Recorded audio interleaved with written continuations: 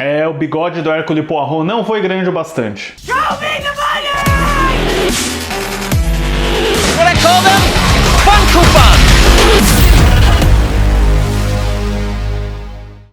Olá, fãs da Sétima Arte, meu nome é Lucas Nascimento e esse é o Lucas Filmes e estamos aqui nesse domingo para falar sobre os números de bilheteria desse final de semana nos Estados Unidos e no mundo. Mas antes eu pedi para você curtir esse vídeo, se inscrever no canal e ativar o sininho para não perder notificação dos próximos vídeos. Metade do mês de setembro já se foi e continua sendo um mês um pouco devagar nas bilheterias americanas, principalmente pelo peso das estreias, né? Não estamos tendo grandes lançamentos como foi o caso da Barbie e do Oppenheimer no verão americano, mas seguimos aí com uma disputa bem acirrada pelo primeiro lugar nesse final de semana, que culmina com a vitória de A Freira 2, o terror da Warner Bros, dirigido pelo Michael Chaves, que segurou a liderança aí com o segundo final de semana de 14,73 milhões de dólares, levando a bilheteria doméstica para 56,5 milhões e no mundo inteiro 158,8 milhões de dólares. Mesmo com a recepção negativa no CinemaScore e da crítica, o pessoal continuou indo ver o novo capítulo do universo Invocação do Mal, garantindo mais um resultado positivo para Warner Bros. Como A Freira 2 custou 38 milhões de dólares,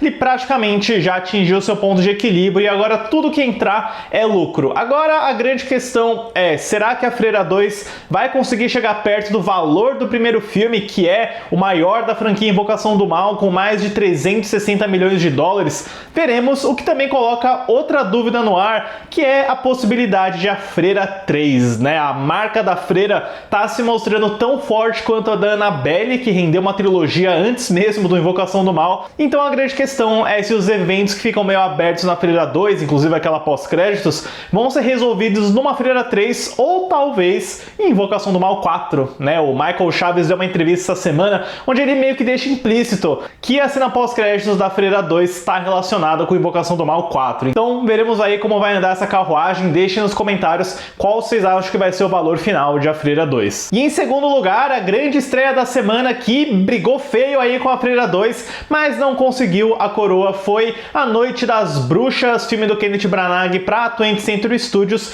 que estreou em segundo lugar com 14,50 milhões de dólares. Foi literalmente por um nariz, ou deveria dizer por um bigode, que o Hercule Poirot não assumiu a liderança nesse final de semana, o que garante um resultado um pouco decepcionante para o estúdio, mas que quando a gente olha no quadro geral, tá meio que alinhado com as expectativas da franquia. O Assassinato no Expresso do Oriente estreou em 2017 com 28 milhões de dólares, então A Noite das Bruxas é praticamente a metade disso, mas o terceiro filme do Poirot conseguiu fazer um valor melhor do que Morte no Nilo, que estreou nos Estados Unidos em 2022 com 12 milhões de dólares. Era um filme que estava saindo na retomada, ele foi adiado várias vezes pela pandemia, pelo Armie Hammer, e quando a gente olha os valores finais de cada um desses dois filmes, a situação começa a ficar um pouco mais perigosa para A Noite das Bruxas, já que o Assassinato do Expresso do Oriente fez impressionantes 352 milhões de dólares, enquanto Morte no Nilo fez a metade disso com 137 milhões.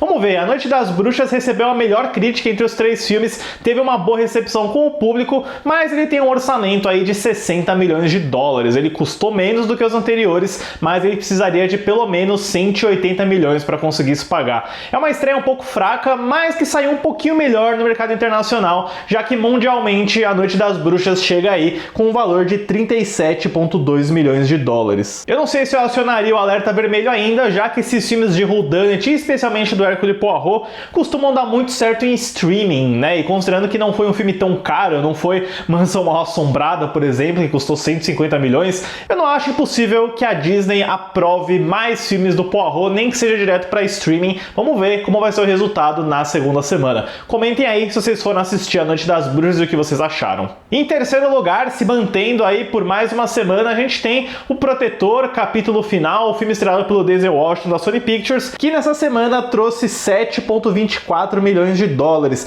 levando a bilheteria doméstica para 73,68 milhões e no mundo inteiro 132,4 milhões de dólares. Vamos lá, continuar, porque a corrida para chegar nos 200 milhões segue muito forte. Vamos ver se esse vai ser o primeiro filme do Protetor que vai quebrar a marca de 200 milhões. Repetindo, eles precisam, porque o orçamento do filme foi de 70 milhões, então o ponto de equilíbrio tá bem por aí, na casa de 200 milhões. O filme só estreia no Brasil no dia 5 de outubro, né? Os brasileiros estão ansiosos para dar o seu troco aí pro Denzel Washington, mas pensando bem, um mês de atraso não é nada comparado com o Japão, já que na próxima semana só a gente vai ter a estreia de John Wick 4 no Japão. Lembram de John Wick? Em março, Keanu Reeves, que fez 400 milhões de dólares, ele tem mais uma graninha para fazer na próxima semana no Japão. Enquanto isso, a gente fica aqui esperando pelo Protetor 3 ansiosamente. Em quarto lugar, também se mantendo em relação à semana passada, a gente tem Casamento Grego 3 da Universal e Focus Features, que nesse segundo final de semana trouxe 4,70 milhões de dólares, levando a bilheteria doméstica total para 18,57 milhões.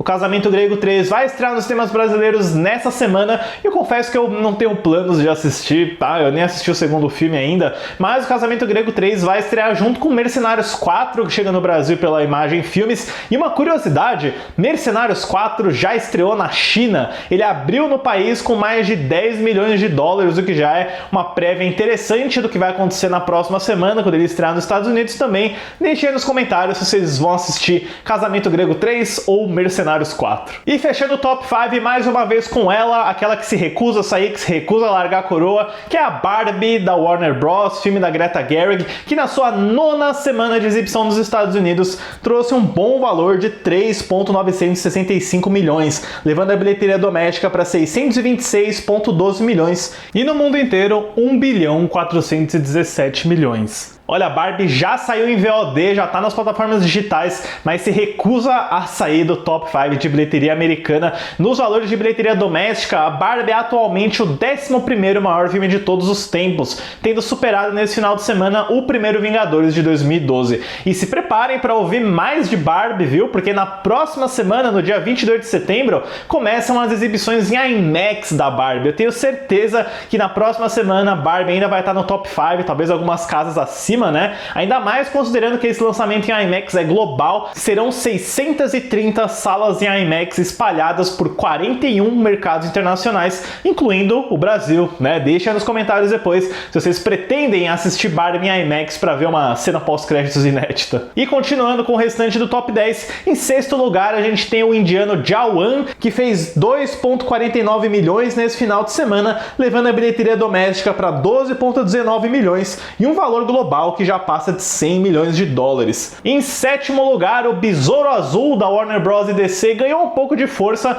trazendo nesse final de semana 2,48 milhões de dólares, com uma bilheteria doméstica de 67,28 milhões e no mundo inteiro tá aí na casa de 117 milhões. Em oitavo lugar, a gente tem o Gran Turismo de jogador a corredor da Sony Pictures, que nessa semana trouxe 2,35 milhões para uma bilheteria doméstica total de 39,42 milhões e no mundo inteiro, finalmente chegando na casa de 100 milhões com 102,9 milhões. Em nono lugar, a gente tem o Oppenheimer, filme do Christopher Nolan da Universal Pictures, que nessa semana trouxe 2,10 milhões de dólares, levando a bilheteria doméstica para 318,4 milhões e no mundo inteiro 912,7 milhões de dólares. O Oppenheimer agora superou o valor de Bohemian Rhapsody de 2018 para se tornar o maior filme de cinebiografia de todos os tempos. Isso é coisa grande e curiosidade, né? Os dois filmes têm o Rami Malek, né? O Rami Malek é protagonista do Bohemian Rhapsody e tem um papel coadjuvante no Oppenheimer. Rami Malek é a chave para sua cinebiografia fazer muito dinheiro. E em décimo lugar, a gente tem a animação As Tartarugas Ninja, Caos Mutante da Paramount Pictures,